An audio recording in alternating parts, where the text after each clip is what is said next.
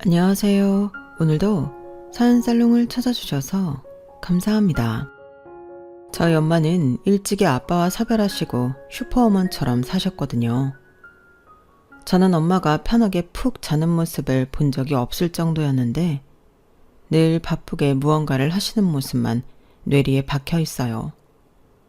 덕분에 저랑 남동생은 어려운 형편임에도 큰 어려움 없이 자랐는데 저도 엄마가 되고 이렇게 아픈 엄마를 보고 있자니 이게 다 저희 엄마의 젊음과 건강을 갈아만든 희생이었음을 깨닫게 되었네요. 엄마 덕분에 저도 남동생도 서울에 있는 4년제 대학 나오고 어디 가서 무시당하지 않게 잘 살았는데 엄마가 암에 걸리고 모든 것이 부질없게 느껴졌어요. 그리고 저희 엄마가 암에 걸리고 어찌 보면 그로 인해 저는 이혼 수순까지 밟게 되었는데 엄마 때문에 이혼했다는 말은 좀 그렇지만 그 일이 스위치가 되었던 건 사실이에요. 그리고 사람이 어디까지 이기적일 수 있을까 그런 생각을 하며 17년의 결혼 생활을 과감하게 끝내버렸는데요. 말은 간단하지만 그 과정은 간단하지 않았네요. 이혼하는 데만 1년이 걸렸거든요. 아니요, 1년이 넘죠. 지금 생각하면 참 거머리 같은 사람들이었는데 이제는 인과응보 권선징악이라고 그간 켜켜이 쌓여있던 답답함을 날려버리고 요즘처럼 평등과 권리에 대한 인식이 높은 시대에 이런 말도 안 되는 사람들도 있다는 것을 세상에 밝히고자 제 사연을 보내봅니다. 우선 저랑 전 남편은 제가 다니던 회사 대표님의 소개로 만났어요. 제가 20대 후반까지는 좋은 나이에도 불구하고 어려운 집안 형편에 보탬이 되고자 연애는커녕 일만 했거든요. 심지어 옷도 잘 사지 않고 화장도 하지 않고 검소하게 살았는데요. 그래서 그런 제 모습을 보고 수수하고 참하다며 저를 예쁘게 봐주시는 어른들이 덜어 있었는데 제가 다니고 있던 회사 사장님도 그런 분 중에 한 분이셨어요. 제가 장녀로서 집안에 보탬이 되고자 하는 마음을 높게 평가해 주셨고 딸 같다며 신경을 많이 써주셨는데 그래서인지 직접 맞선 자리를 주선하셨어요. 내가 미영 씨 생각해서 특별히 마련한 자리야. 나랑 호영호재하는 집 아들인데 사람이 참 긍정적이고 유쾌하더라고. 그리고 무엇보다 여유가 많은 집이니 돈 때문에 힘든 일도 없을 거고 그 집은 마나님도 없고 딸도 없어서 며느리 보면 아주 뿌더받들고 잘 거라고 그 동생이 입에 침이 마르도록 떠들었어. 그러니 나 믿고 그 집 아들 한번 만나봐. 네? 아니 그래도 저는 아직까진 누굴 만날 생각이 없는데. 에이, 미영 씨는 뭐 평생 20대야. 젊은 것도 다 한때야. 그만하면 집에도 할 만큼 했고 이제는 미영 씨가 대접받고 잘 살아야지. 내가 오죽하면 이렇게 주선을 다 나서겠어.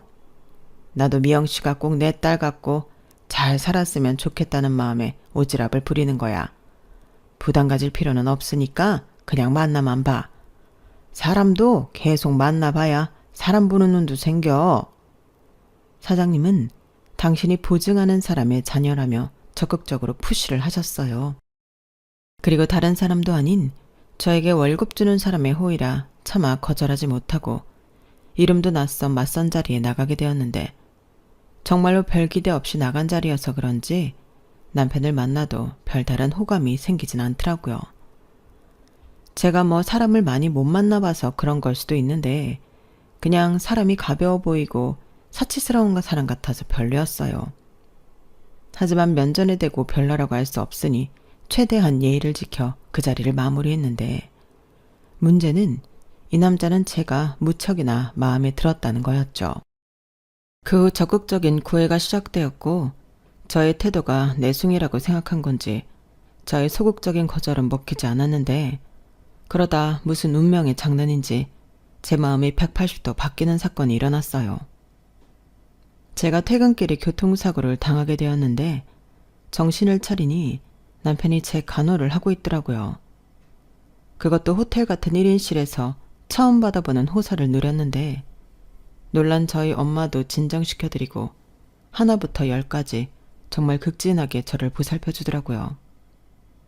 그렇다고 제가 그런 호의를 받았다고 마음을 바꾼 건 아니었는데 저는 부담스럽다고 계속 이야기했지만 남편은 자기가 좋아서 하는 일이고 자기를 거절해도 괜찮다며 지금은 빨리 낫는 것만 신경 쓰라고 하는데 시간이 지남에 따라 불편했던 마음이 조금씩 변하게 되었어요. 그저 가볍고 고생이라는 걸 몰라 철없는 도련님이라고 생각했는데 사람이 꼬인 게 없고 순수하며 사장님 말처럼 긍정적이고 유쾌한 사람이더라고요. 그래서인지 병원에 있는 건데도 하나도 지루하지 않았고 처음 받아보는 공주 대접이 어쩐지 어색하긴 했지만 싫지 않은 것이 사실이었는데요. 결정적으로 남편이 저희 가족에게도 세심하게 신경 써주는 모습이 너무 좋았어요. 제가 입원하고 여러모로 걱정이 많았을 저희 엄마에게 걱정할 거 하나도 없다며 오히려 저희 엄마가 병원에 오실 때마다 직접 나가 마시는 음식도 사오고 또 돌아가실 때는 직접 차로 모셔다 드리는 정성을 보였는데 내 가족에게도 저리 잘하는 사람이라면 제대로 만나보고 싶다는 생각을 갖게 되었어요. 원래 사람은 자기 자신이 가장 나약할 때 옆에 있어 주고 도와주는 사람을 잊지 못하잖아요. 그래서 퇴원을 앞두고 이젠 저 사람과 하루 종일 같이 못 있는다는 사실이 어쩐지 서운해졌는데 저희의 만남의 시작은 그 마음부터가 시작이었죠. 마음이 바뀌니 그 사람의 모든 것이 달리 보였거든요. 그리고 저는 늘 돈이 무섭고 공기나 물처럼 살기 위해 필요한 거라고 생각했는데 남편을 만나고 나서는 돈이 즐거운 시간과 행복한 추억을 만들어줄 수 있다는 것을 깨달았어요. 돈이 없으니 사람이 주눅이 들고 또 돈에 집착하니 여유도 없었는데 남편을 보니 저희 그런 점이 하나도 없고 오히려 멋있어 보이더라고요. 그래서인지 제 친한 친구들은 그런 남자를 무조건 잡아야지 왜 튕기냐며 이참에 시집 잘 가서 팔자 좀 고쳐보라는 우스갯소리를 했는데 그때 처음으로 욕심이 났어요. 하지만 맹세코 돈만 보고 욕심이 난 건 아니었는데 사람이 이렇게나 좋은데 돈까지 많으니 다른 여자들이 가로채 갈까 그제서야 조바심이 나더라고요. 그래서 그 이후에는 서툴지만 저도 제 마음을 남편에게 표현하려 노력했고 저희는 1년 반 연애를 하면서 결혼까지 쭉 하게 되었어요. 그리고 사장님 말처럼 혼자 오래 계셨던 시아버님은 저를 보자마자 마음에 들어 하셨는데요. 저를 처음 소개해준 사장님이 그렇게 제 칭찬을 했다며 당신은 저를 만나지 않았을 때부터 이미 저를 며느리감으로 생각하고 계셨답니다. 저 늙은 사람이 무슨 오바인가 싶겠지만 우리 아들이 정신을 못 차리는 거 보고 또 형님이 그렇게 칭찬을 하니 내가 미영 씨를 마다할 이유가 뭐가 있나. 물론 남자들이 사는 집이라 미영 씨가 싫을 수도 있는데 우리가 잘할게. 들었지? 내가 아주 며느리만 보면 떠받들고 살 거라는 말. 아, 네. 그런데 말 편하게 하세요. 미영이라고 부르셔도 됩니다. 정말? 이렇게 바로 허락해 주는 건가? 나는 딸이 없어서 며느리 보면 꼭 이름을 불러주고 싶었거든. 우리 미영이는 뭘 좋아해? 내가 음식 장사를 오래 해서 음식이라면 못하는 게 없는데 이놈이 무조건 나가서 먹자고 해서 오늘은 아무것도 준비를 못했어. 대신 좋아하는 거 알려주면 다음엔 내가 손수 만들어 대접할 테니 말만 하라고. 아휴, 드디어 최복남 인생에도 이런 날이 오네. 부족한 거 투성이겠지만 우리 부자지간 잘 부탁해. 이렇게 저를 환대해 주시니 제가 뒤늦게 복을 받나 싶을 정도로 감사했는데 무엇보다 저희 엄마도 제가 좋은 곳으로 시집을 가는 것 같다며 좋아하셨어요. 그 무렵 동생이 군 제대 후 복학해 대학 공부를 마쳤는데 저희 엄마의 큰 숙제가 끝난 기분 같다고 하셨거든요. 그래서 동생도 자기 앞가림하고 저는 또 시집가서 잘 살면 남은 우리 엄마 인생은 좀 편안하게 보낼 수 있지 않을까. 그런 생각으로 결혼 준비에 들어갔는데 저는 달리 준비라고 할 것도 없었어요. 신혼집부터 시작해 혼수며 예물이며 혼자 들뜨고 신난 시아버지가 다 준비를 하셨더라고요. 우리 며느님은 귀한 몸만 시집오면 됩니다. 이런 건 시아버지가 다 준비하는 거야. 원래 며느리 자랑은 시아버지인 거 알지? 라며 마치 딸 시집 보내는 아비처럼 시아버님이 나서서 준비를 하셨는데 감사하게도 하나부터 10까지 저에게 일일이 물어보시고 제 취향에 맞춰서 준비를 해주셨어요. 그 요란함 속에 제가 시집가기 전부터 사랑받는 며느리라는 걸 모르는 사람이 없을 정도였는데 그렇게 행복한 결혼 생활이 시작되었죠. 참고로 시아버님은 서울 본점과 수도권에 분점 2곳을 둔 큰 고깃집 사장님이셨는데요. 월 매출이 장난이 아니었어요. 그리고 남편도 시아버님을 도와 가게 일을 했는데 시아버님은 장사 수완도 좋고 머리가 비상해 식당 운영을 잘하시는 반면 남편은 아무 생각이 없었어요. 그저 자기 아버지처럼 살면 평생 먹고 사는 일은 문제 없다는 태도였는데 막상 결혼을 하고 보니 파파보이라고 해도 과언이 아니었어요. 자기 아버지가 집도 사주고 차도 사주고 심지어 한도가 얼마인지도 모를 카드도 줬는데 카드 대금은 아버님 통장에서 나갔죠. 그러니 평생을 아쉬울 것 하나 없이 살았는데 그래서 시아버님 말이 곧 법이었죠. 다행히 시아버님이 나쁜 사람이 아니라 다행이라고 생각할 즈음 그때부터 제 악몽이 시작되었어요.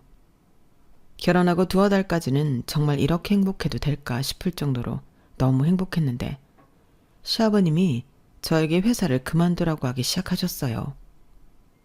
명색이 내 며느리인데 누구 밑에서 일하는 건 아니지. 일이 하고 싶은 거라면 우리 가게에도 할 일 많으니 회사는 그만 가는 게 좋겠다. 네? 회사를 그만두라고요? 아버님 그건 좀 어려울 것 같아요. 제가 좋아하는 일이고 이미 성준 씨랑도 얘기가 다 되었어요.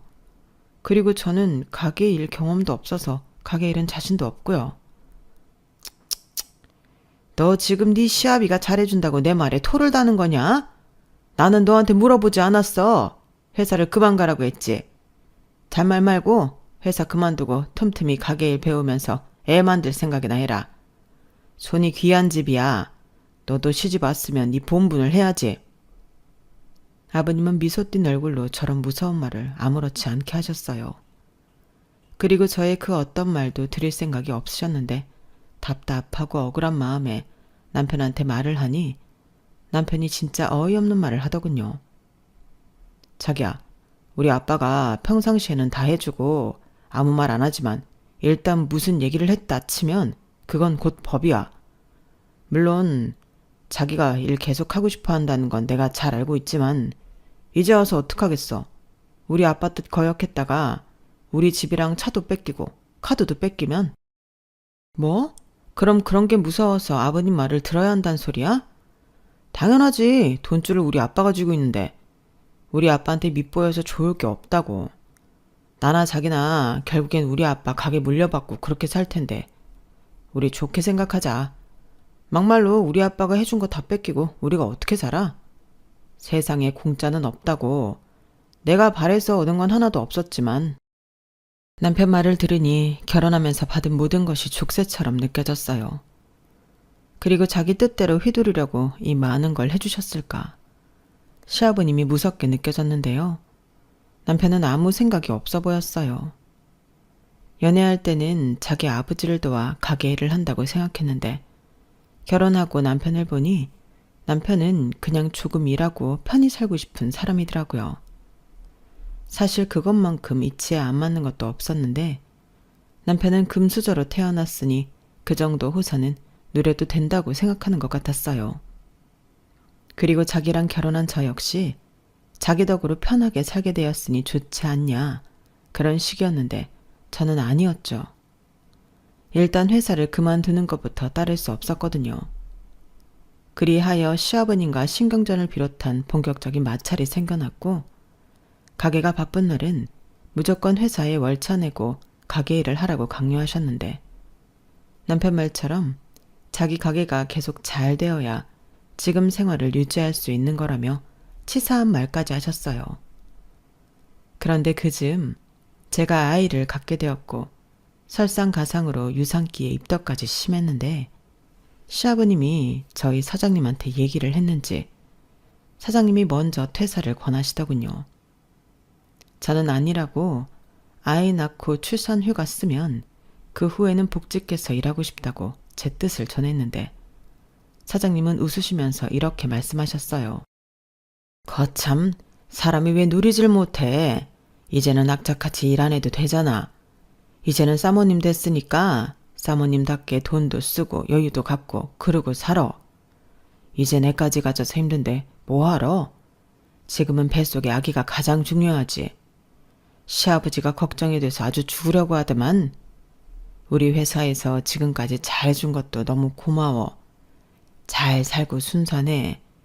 이건 퇴직금 전에 그동안 수고했다는 의미로 보너스. 저 말을 듣는데 저는 하나도 기쁘지 않았어요. 회사를 그만두더라도 제 뜻이어야 했는데 그건 제 뜻이 아닌 시아버님 뜻이라 마음이 상할 대로 상해버렸죠.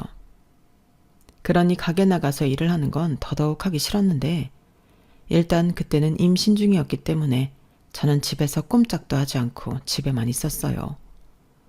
그리고 자주 친정엄마 집을 들여다보며 시간을 보냈는데요. 결혼 전에는 같이 살아도 서로 바쁘다 보니 제대로 이야기를 나눈 적이 없으니 그때라도 그런 시간을 갖고 싶었어요. 그런데 저희 엄마는 저보다도 사위는 언제 오는지 많이 기다리셨는데 결혼 전부터 인상이 너무 좋고 저를 많이 위해줬기 때문에 저희 엄마는 사위를 정말 좋아하셨어요. 하지만 그렇게 살갑고 다정했던 사이였던 남편은 결혼 후 그 빈도가 적어지기 시작하더니 나중엔 처갓댁엔 얼굴 한 번을 보이지 않았는데 오히려 임신한 몸으로 제가 친정에 자주 가니 왜 그렇게 친정을 가냐며 타박을 하더군요. 아무래도 남편은 제가 돈줄을 쥐고 있는 자기 아빠에게 불만을 가졌다고 삐쳐있던 모양이었어요. 그리고 치사하게 제가 시아버님에게 잘하지 않는 이상 생활비며 제가 쓰는 카드까지 통제하려 했는데 보고 자란 게 그런 거라고. 남편 역시 돈이라는 미끼를 흔들며 저를 자기 마음대로 하려고 하더라고요. 그리고 이런 사실을 시아버님도 알고 계셨는데 두 부자가 이러려고 저에게 직장을 그만두라고 했나 싶은 생각마저 들었고 그제야 제가 시아버님께 받은 것들이 독이라는 것을 깨달았어요. 하지만 제가 여기서 무언가를 하기엔 늦어버렸죠. 결국 저는 현실에 타협하고 말았어요. 그런데 저희 친정엄마도 한몫하셨는데 제가 시집을 간 이후 친정엄마가 주변에 사돈과 사이자랑을 하신다는 것을 우연히 알게 되었고 저를 볼 때면 좋아하는 엄마의 얼굴과 남편 돈이긴 하지만 엄마에게 용돈도 걱정 없이 쥐어줄 수 있어서 그게 좋았어요. 그래서 하나를 얻으면 하나를 포기하는 것이 이치에 맞다고 저는 그냥 그렇게 시아버님과 남편이 원하는 대로 살아야 할 것 같다는 생각이 들었는데 남들은 이렇게 살고 싶어도 그러지 못한다는 것에 위안을 삼았어요. 제가 출산하고 아이가 돌이 지나니 며느리를 아끼고 사랑한다던 시아버님은 저를 마치 5분 대기조처럼 가게에 불러 일을 시키셨고 원래도 직원들을 잘 믿지 못하는데 저는 가족이라 마음이 놓인다며 저에게 온갖 일을 시키시더라고요. 대신 저에게도 남편과 같은 카드를 하나 만들어주시면서 우리 며느리 하고 싶은 대로 다 해. 이건 시아비가 주는 사랑. 나는 물질이 곧 사랑인 사람이다. 그러니까 더 받고 싶으면 더 잘해. 알겠냐? 라고 하셨는데 태어나서 처음으로 돈은 있지만 돈 쓸 시간이 없다는 게 무슨 말인지 알았어요. 남들 눈에는 제가 시집 잘가 팔자를 바꾼 신데렐라였는데 현실은 시아버님의 하수인이었죠. 하지만 돈 걱정하고 살던 옛날에 비하면 천국이라는 건 사실이었기 때문에 저는 그저 제 가족의 행복만을 바라며 현실에 점점 수긍하고 적응하며 살았는데요. 그러다 보니 일은 남편이 아닌 저에게만 몰렸어요. 남편이 좋은 성격과는 반대로 일머리도 없고 일을 잘 하고자 하는 의지도 없었거든요. 하지만 그에 반해 저는 일을 곧잘 하니 시아버님은 점점 아들이 아닌 저에게 일을 많이 시키시려고 했고 심지어 아들도 못 믿겠다며 무슨 일이 있어도 당신 손으로 직접 하던 돈에 관련한 업무도 저에게 맡기셨는데 그때 남편과도 이상한 신경전을 했어요. 우리 아빠가 진짜 매출 관련 서류랑 은행 업무를 같이 하자고 했다고? 거짓말. 그건 나한테도 오픈하지 않은 거야. 그래서 나는 아버지가 돈이 얼마나 있는지도 모르는데 그걸 지금 친자식인 내가 아닌 며느리한테 오픈한다고? 왜 열을 내? 내가 그렇게 해달라고 한 것도 아닌데. 난 그냥 아버님이 시키는 대로 할 뿐이야. 언제는 그렇게 하라며? 돈줄 쥐고 있는 사람이니 잘 보여야 한다고. 그야 그렇지만 이건 좀 이상하잖아. 어떻게 나를 제치고 자기를. 몰라. 그렇게 불만이면 자기가 자기 아버지한테 따져. 나는 욕심 없으니까. 오히려 일이 더 늘어서 짜증나거든. 사람들이 나를 작은 사모님이라고 부르는데 일은 내가 제일 많이 해. 저는 옆에서 계속 궁시렁거리는 남편한테 진심으로 짜증을 냈어요. 점점 가게 일이며 집안일이며 시아버님의 주도하에 제가 도맡아 일을 하는데 제 입장에서는 재주는 곰이 부리고 돈은 왕서방이 번다고 남편은 돈만 펑펑 쓰고 돌아다니는 것 같았거든요. 하지만 남편은 제가 자기 역할까지 뺏어가면서 삐딱선을 타기 시작했고 원래도 밖으로 돌았는데 그 정도가 더 심해졌어요. 나중엔 외박도 자기 마음대로 하더라고요. 그때 저희 아이가 초등학교에 다니고 있었는데 사춘기가 살짝 왔는지 말을 너무 안 들어 힘들었을 때였어요. 아들이라 아빠 역할이 중요한데 남편은 아이한테 관심도 없더라고요. 그러니 아들에도 아빠에 대한 애정 같은 건 없었고 그저 갖고 싶은 거 사달라고 조르고 용돈 달라고 조르며 저를 힘들게 했는데 시아버님이 뭘 그런 걸 가지고 고민하냐며 해달라는 대로 다 해주면 된다고 하셨어요. 그까짓 게 뭐 얼마나 한다고? 그냥 사줘라. 돈으로 해결할 수 있는 문제가 제일 쉬운 거야. 그러려고 이렇게 기를 쓰고 돈을 버는 거 아니냐? 이참에 우리 손주한테 아예 신용카드를 하나 해줘라. 저런 말까지 하시는데 그때 이런 생각이 들더라고요. 저렇게 남편을 키웠으니 나이 30이 넘도록 할 수 있는 일이 돈 쓰고 노는 일밖에 없는 거라고요. 그리고 그런 남편을 닮을까봐 저는 더욱 아들한테 돈에 대한 건 개념을 심어줘야겠다는 생각을 했는데 그 후 용돈을 주면서 용돈 기입장부터 시작해 집안일을 하면 용돈을 추가로 주는 등 돈 버는 것이 얼마나 힘든 건지 가르치려 했어요. 그러자 자기 친구들은 편하게 받는 용돈을 왜 자기는 그렇게 받아야 하냐며 반항을 하던 아들이었는데 저는 끝까지 버텼죠. 돈 필요한 사람은 제가 아니니까요. 그러자 돈이 아쉬운 아들은 용돈을 추가적으로 받기 위해 집안일을 하기 시작했고 나중엔 저보다도 집안일을 더 잘하는 사람이 되었는데요. 일단 그게 너무 보람있고 뿌듯했어요. 적어도 남편처럼은 안 키우겠다던 제 바람이 어느 정도는 이루어질 것 같았거든요. 그렇게 남편만 혼자 따로 노는 가운데 저는 하루하루 바쁘게 살았고 그렇게 살다 보니 어느덧 제 나이가 40에 훌쩍 다가섰는데 이젠 시아버님의 사업이 제 사업이라고 해도 과언이 아닐 정도로 저는 그 집안의 중심 역할을 하게 되었죠. 시아버님은 그런 저를 옆에서 잘한다 잘한다 하시며 차도 외제차로 뽑아주시고 밖에서도 며느리 자랑을 엄청 하고 다니셨어요. 뭐 표면적으로는 시아버님의 사랑과 신임을 얻고 있는 복에 겨우 며느리였는데 속은 골마 터지고 있었죠. 시아버님은 저를 완전하게 통제하시며 숨 쉴 시간도 주지 않으셨거든요. 그러다 날벼락 같은 소식을 동생으로부터 듣게 되었어요. 글쎄 저희 친정엄마가 위암 3기 진단을 받았다는 거였어요. 그 말에 정말 한달음에 친정엄마에게로 갔는데 저희 엄마는 아무렇지 않은 사람처럼 태연하게 저를 맞이하셨어요. 그러시면서 뭐 하러 왔냐고 별거 아니라고 하시는데 아빠 역시 암으로 잃었던 저는 엄마마저도 암으로 잃을까 겁이 났어요. 별 걱정을 다 해. 엄마 그렇게 쉽게 안 죽어. 네 아빠 때랑은 다르잖아. 기술도 좋아졌고 그땐 돈도 없어서 제때 치료도 못 받았지만 지금은 아니지. 엄마, 그 정도 돈은 있다. 왜 여기서 돈 얘기를 해? 돈은 나도 많아. 그러니까 엄마는 아무 생각하지 말고 수술 받고 나을 생각만 해. 내가 종혁이 말 듣고 얼마나 놀랐는 줄 알아? 그놈의 새끼, 지 누나한테 말하지 말라니까. 엄마가 알아서 해. 너는 신경 쓸 거 없어. 보호자 사인도 종혁이 시키면 되고 간병인도 필요 없어. 왜 엄마는 엄마 마음대로 결정해. 그건 나랑 종혁이가 알아서 할 일이야. 그리고 엄마 간병은 내가 할 거니까 그런 줄 알아. 엄마가 간병인도 없이 그러고 있으면 올케가 얼마나 부담스럽겠어? 너 바쁘잖아. 가게 일은 어쩌고. 그 가게가 내 거야? 아버님 거지. 아무튼 입원할 때도 내가 모시고 할 거니까 그런 줄 알아요. 괜히 택시 타고 가게 하기만 해. 나 돈 많은 집에 시집간 거 알지? 돈 걱정 하지도 마. 저는 그때만큼은 제가 그 집구석에 시집을 가서 다행이라는 생각이 들었어요.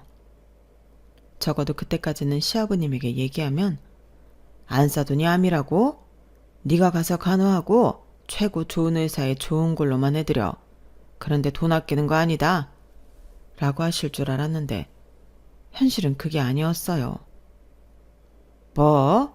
친정어머니가 암이라고? 어쩌다가? 그래도 그렇지. 일하다 말고 그렇게 가면 어쩌냐? 나도 골프 약속으로 가게에 없었는데. 죄송해요.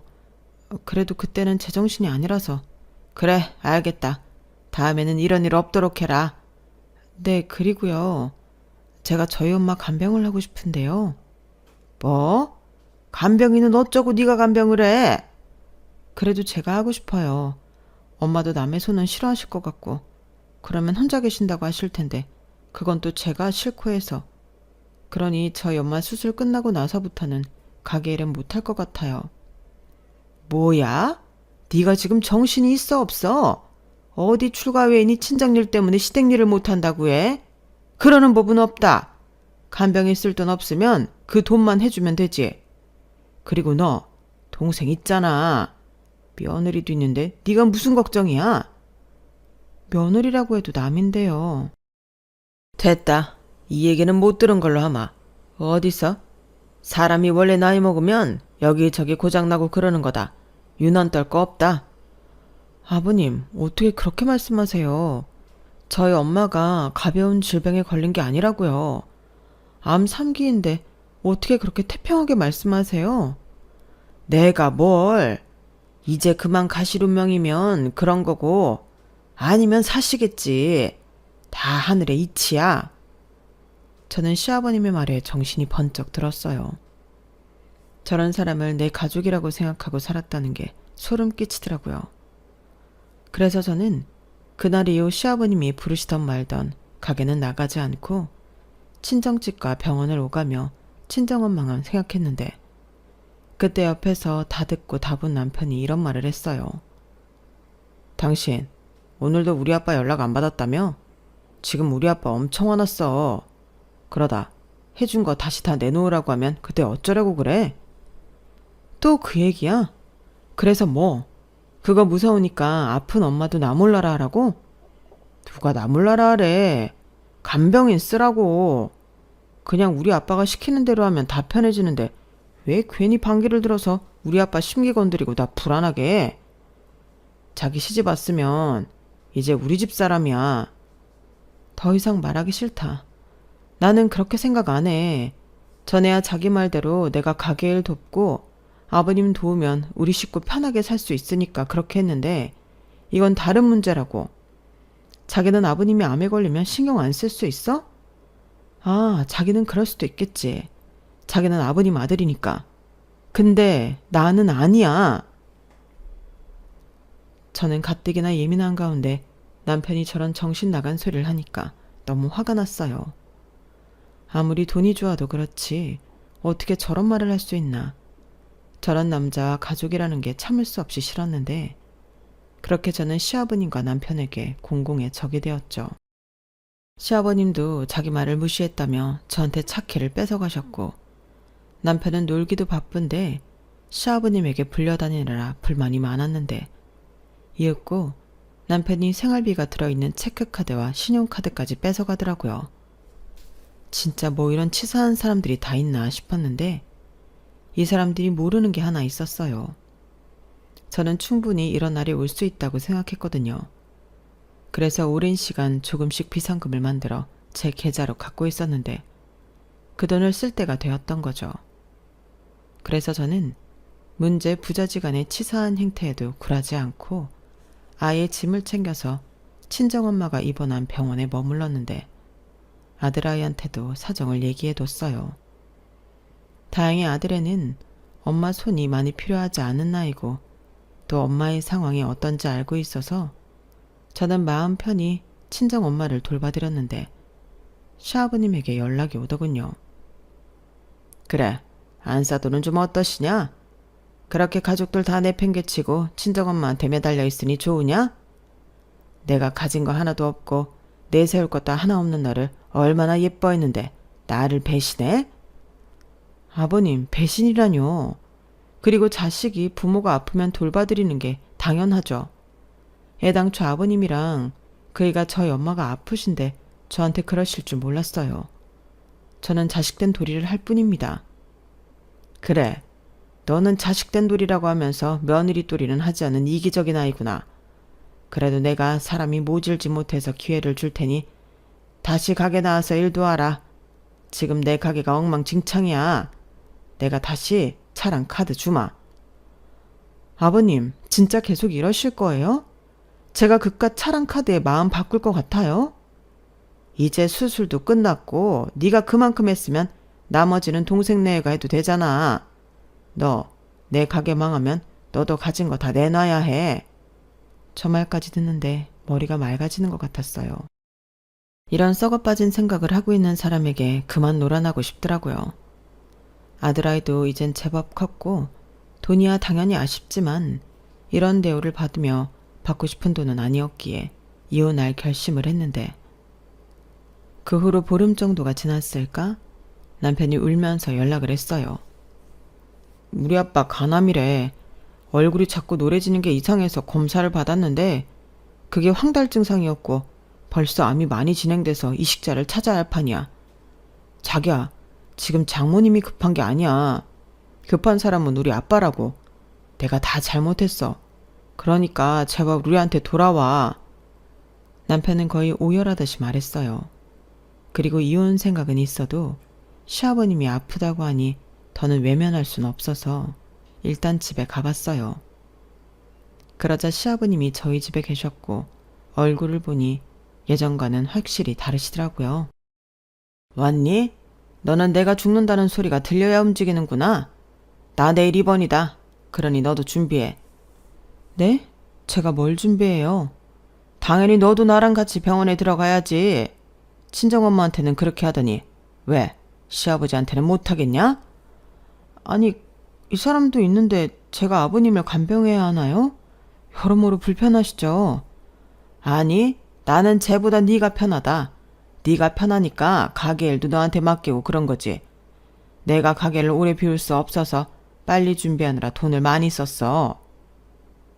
시아버님은 친척들을 수소문해서 간이식을 받기 위해 꽤 큰 돈을 썼다고 하셨어요. 타인에게 이식을 받는 건 불법이라 가족 중에 찾고 또 적합검사하고 애가 많이 타신 듯 했는데 당신보다 5살 많은 친척 형님이 수술을 해주신다고 해서 아는 의사에게 부탁해 급히 수술을 잡았다고 하시더라고요. 그리고 자기는 무슨 일이 있어도 며느리 수발을 받을 거라며 저더러 준비하라고 하시는데 저는 싫었어요. 이미 이혼할 생각도 했고 아들이 버젓이 있는데 왜 내가 시어머니도 아닌 시아버님 병수발을 드나 생각만 해도 너무 싫더라고요. 그래서 말했죠. 아버님, 저는 그럴 수 없어요. 일단 어머님도 아닌 아버님 수발을 들 자신이 없고요. 아들은 이 사람도 안 하는 걸 왜 제가 해야 하죠? 차라리 아버님 병원에 계시는 동안 가게 일을 할게요. 뭐야? 너는 지금 시아비가 큰 수술을 앞두고 아프다고 하는데 그걸 핑계라고 하는 거야? 내가 사준 집에서 편하게 살고 내가 준 돈으로 떵떵거리고 살았으면서 이제 와서 못하겠다? 저런 양심도 없는 것을 봤나? 그래 자기야, 자기 진짜 염치 없다. 우리 아빠 덕에 편하게 살았으면서 어떻게 그래? 장모님한테는 그렇게 극진하더니 시아버님이라서 싫다고? 자기 그런 여자였어? 잔말 말고 짐 싸. 남편은 뭘 잘했다고 저한테 대려 큰 소리를 쳤어요. 자기 아버지가 옆에 있으니 아주 기세등등하더군요. 하지만 저는 눈 하나 깜짝하지 않았어요. 그리고 분위기가 험악해지자 자기 방에 있던 아들이 나와 제 앞을 막아섰는데요. 왜 다들 엄마한테만 그래? 우리 엄마가 뭘 그렇게 잘못했다고? 외할머니 아프셔서 병간호한 게 그게 잘못이야? 그러는 아빠는 왜 할아버지 병간호 안 하는데? 아빠가 친아들이면 아빠가 해.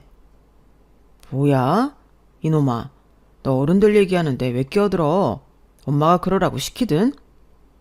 아빠는 엄마랑 같이 산 세월이 얼만데 엄마를 몰라? 엄마가 나한테 그딴 거나 시킬 사람이야? 아빠나 잘해. 나 엄마 없을 때 아빠 통화하는 소리 다 들었어.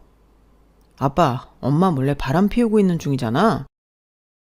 야, 무슨 소리야? 아빠가 언제? 왜? 어제 저녁에도 엄마한테 막 우는 척하고 전화하더니 바로 유나라는 여자한테 전화해서 노가리 깠잖아.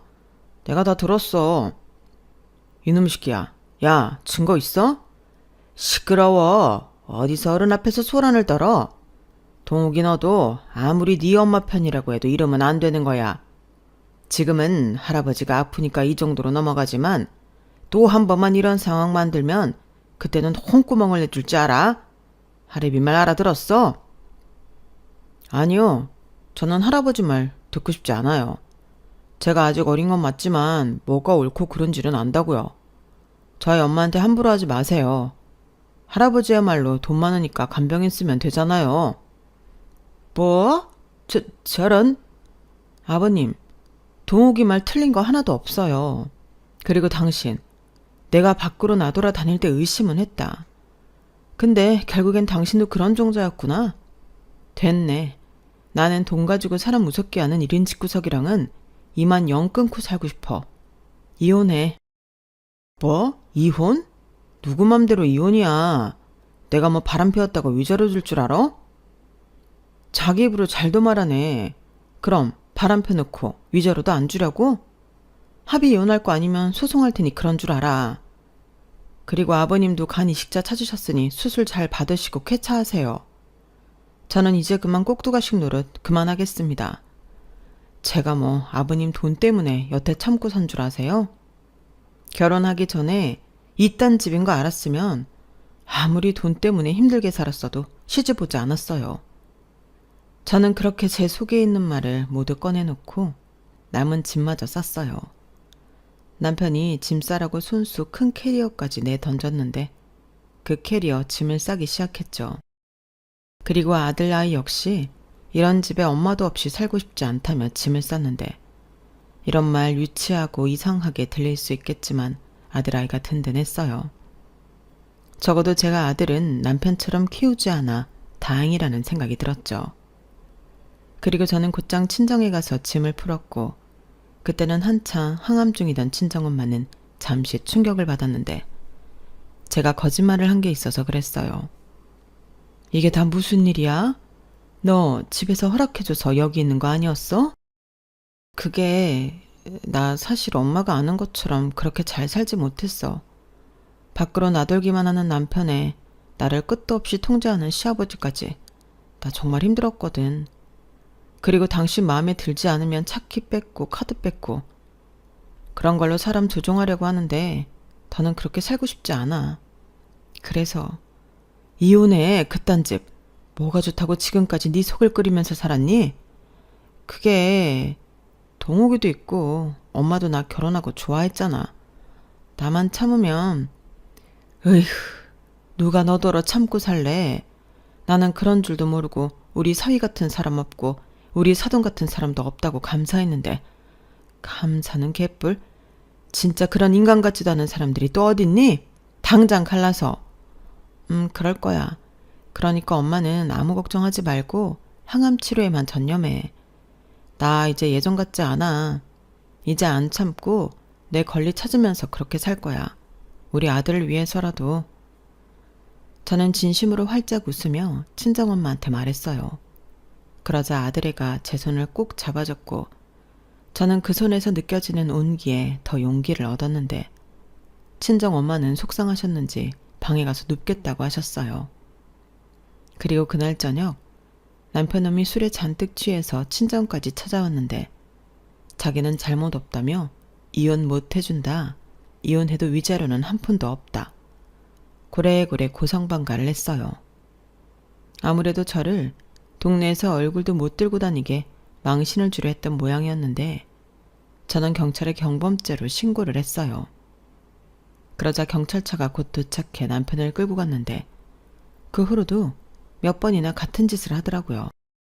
어차피 이혼할 생각이라 그런 것들을 차곡차곡 이혼 증거로 갖고 있었고 저는 곧장 이혼 소송을 준비했죠.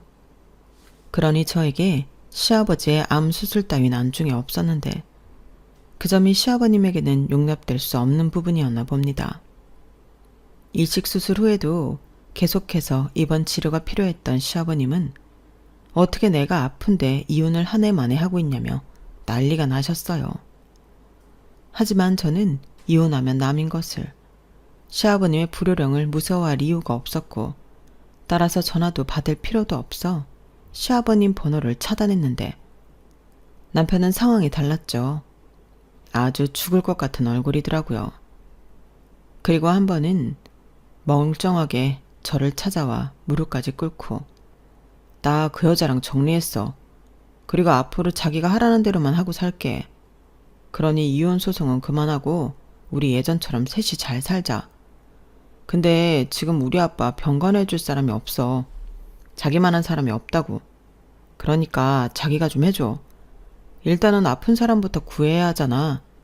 라고 정신나간 소리를 했는데 어이가 없으니 웃음밖에 나오지 않았어요. 예전처럼 셋이 잘 살자고? 우리가 잘 살았던 적이 언제였는데? 나는 기억이 전혀 안 나는데 당신은 아닌가 봐? 아니다. 다른 여자랑 착각한 건 아니야? 자기야, 동욱이 엄마. 우리 아들 이름 입에 올리지 마. 당신이 그러고도 우리의 아빠야? 자기가 그랬지. 아버님이 돈줄을 쥐고 있으니 잘해야 한다고. 근데 그게 내 눈에는 어떻게 보였는 줄 알아? 부자지간이 아니라 꼭 주인이랑 주인 똥개 같더라. 야, 사람을 뭘로 보고. 뭐? 똥개? 너 말이 너무 심하지 않아? 안 심해. 똥개한테 똥개라고 하는데 뭐가 심해? 그리고 용서를 빌려오면서 나더러 자기 아빠 병간호를 하고? 머리에 뇌가 있긴 하니? 내가 그 짓을 할 것 같아? 나는 싫다고. 아픈 사람부터 구하자고? 근데 너는 왜 우리 엄마 아플 때 외면했어? 아니지, 이건 외면이 아니라 나더러 가지 말라고 했으니 더한 짓이지. 그거야, 나도 우리 아빠가 암에 걸릴 줄 몰랐지.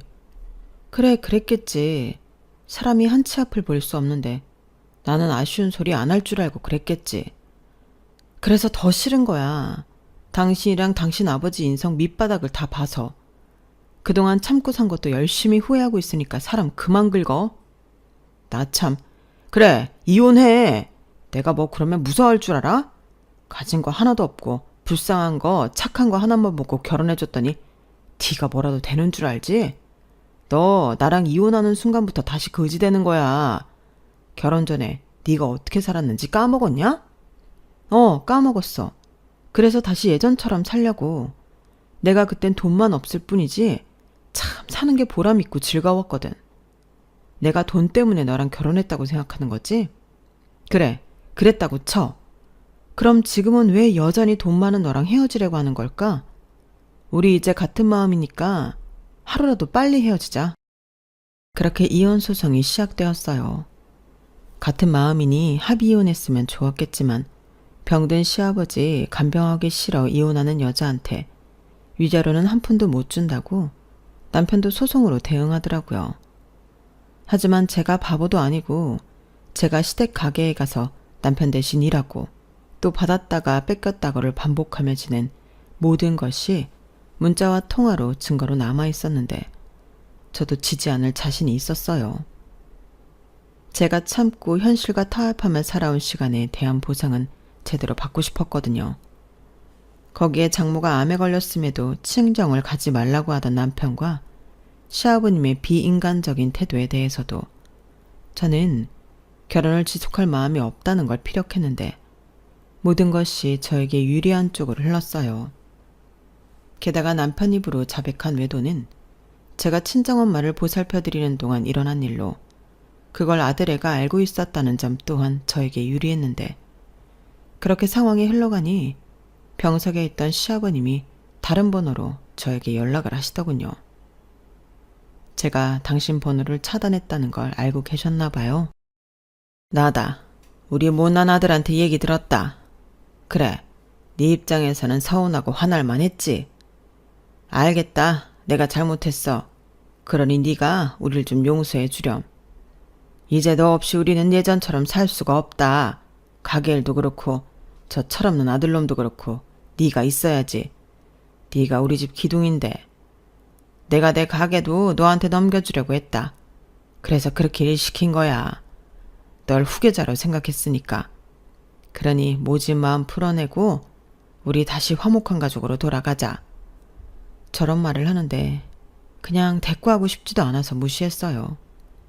포장 좋게 얘기하셨지만 결국은 다시 예전처럼 저더러 찍소리하지 말고 살라는 소리잖아요. 그래서 화목했던 적 없고 더는 이용당하고 싶지 않다며 문자로 제 입장을 전했는데요. 그렇게 순식간에 전세가 역전되었어요. 두 사람이 아주 안달복달이 났죠. 그리고 이렇게 말하면 저도 똑같이 나쁜 사람 같은데 시아버님이 병원에 있어서 다행이라고 생각했어요.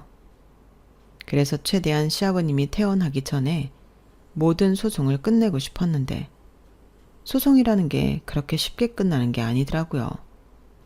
게다가 상대는 돈도 많으니 호락호락하지 않았는데 그래도 진실은 하나잖아요. 쌍방으로 우길 거라고는 제가 친정엄마 병간호하겠다고 집 나간 것밖에 없었는데 제 입장에서 그건 유책 사유가 아니었죠. 그래서 싸움에 싸움을 거듭해 결국엔 위자료 3천만 원과 양육비 120만 원, 거기에 제가 시아버님 가게에서 일한 것들을 시급으로 계산해 1억 8,300만 원이란 돈을 받게 되었는데 꿈 같았어요. 사실 이기는 데에만 혈안이 되어 있어서 돈 생각은 잘하지 않았거든요. 그런데 그렇게 큰 돈을 정말로 받게 되다니 꿈만 같았는데 그래서 그 돈이랑 친정엄마 사시는 빌라를 팔아 병원 근처의 큰 집으로 이사를 갈 계획을 세웠어요. 아무래도 친정엄마는 계속 항암을 하시는 중이고 통원할 일이 많을 것 같았거든요. 그리고 제가 기어이 이혼 소송에서 승소를 하자 오만 정이 떨어졌다며 시아버님이 자기 아들 앞길 망치지 않는다는 조건으로 모든 돈을 일시납해 주셨는데 저는 땡큐 했어요. 굳이 전 남편 앞길을 막고 싶은 마음 따윈 없었거든요. 그렇게 저는 1년 정도는 친정엄마를 케어해드렸어요.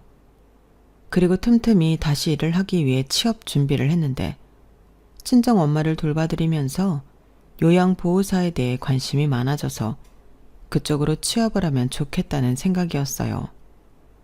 그리고 고맙게도 아들아이가 저를 참 많이 도와줬는데 제가 신경을 많이 써주지 못하는데도 알아서 공부도 잘하고 학교에서는 모범생으로 반장이며 회장이며 잘 커졌어요.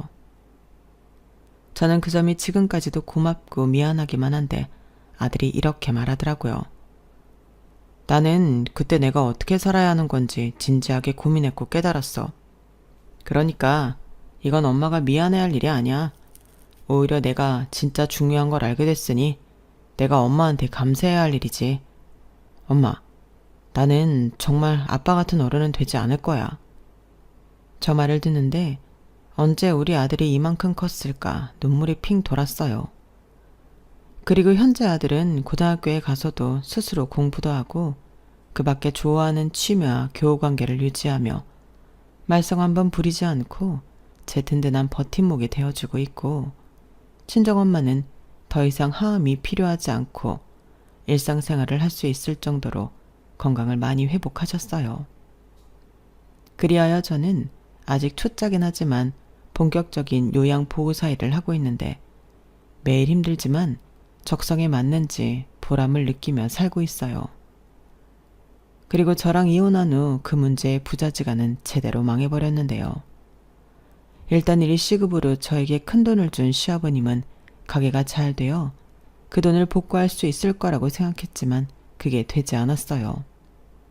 당신 병원비도 만만찮았는데 아픈 시아버님 대신 경영을 맡은 남편이 제대로 가게 3개를 말아먹으면서 몇십억의 빚더미에 올라앉은 거였죠. 개털이 된 남편이 저에게 자기를 도와달라며 저를 수소문해서 찾아왔는데 솔직히 그 말을 듣고 통쾌했네요.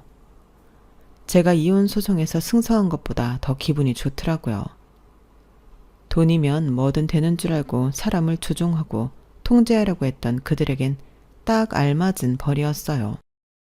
그렇게 쫄딱 망한 전 남편과 전 시아버님은 가진 걸 모두 날리고 집도 절도 없이 떠도는 신세가 되었고 서로를 원망하고 비난하며 사는 것 같은데 양육비도 벌써 반년 넘게 밀렸고 이걸로 이번 기회에 남편과는 아예 연을 끊을 생각이에요. 나중에 아들아이가 생각이 있으면 그건 아들의 판단에 맡기려고요. 이렇게 저는 이혼하고 다시 제 인생을 찾아 친정엄마와 잘 지내고 있습니다. 바람이 있다면 역시나 친정엄마가 완쾌 판정을 받는 거고요.